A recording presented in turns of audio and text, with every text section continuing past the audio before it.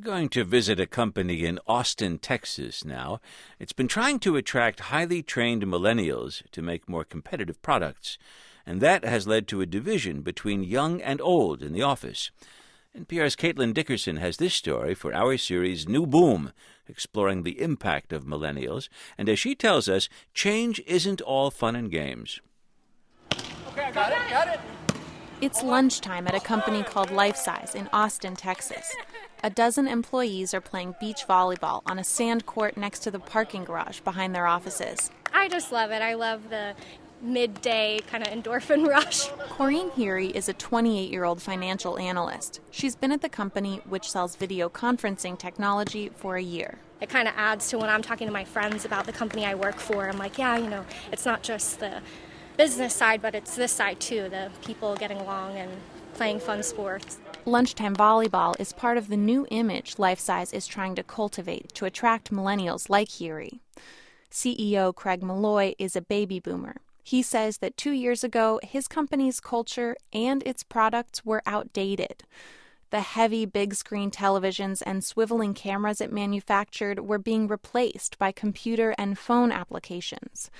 Malloy says he needed millennials to help create smaller and simpler technology. People in my generation will never be as up to speed on what's happening in social media or web applications. So Malloy instituted a company facelift, modeled after Silicon Valley startup companies. He introduced employee perks that appeal to young people, like group exercise and free food. And Malloy says it's working. We're seeing more interest from a younger generation of software and hardware developer, maybe that would consider a company like Nest or Google, and we're now able to compete for that talent. Life Size no longer manufactures clunky hardware. Now they focus on software that requires minimal technology to use, like a remote control with one button.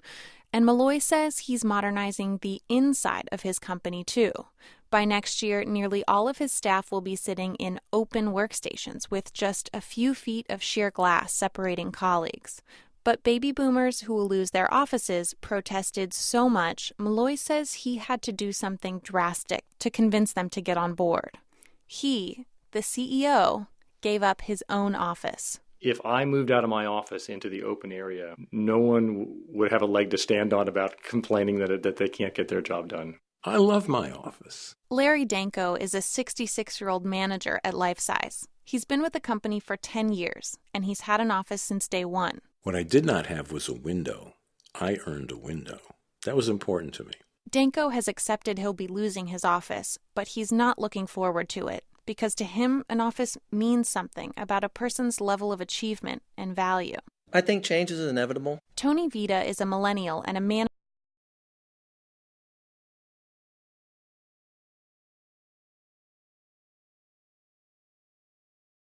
Paper notes, didn't want to do the whole email thing. Vita is 31.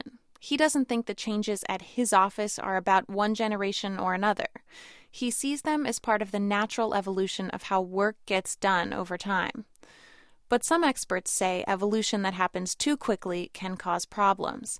Like Sherilyn Orr, she's a management consultant who advises companies on working with intergenerational workforces. What happens is a lot of overcorrecting, where if they try too hard to focus on that young demo, right, then they not only alienate the older, sometimes it backfires. CEO Craig Malloy doesn't think that's happening at his company, but he acknowledges the changes have been too much for some older members of his staff. We have lost baby boomer employees.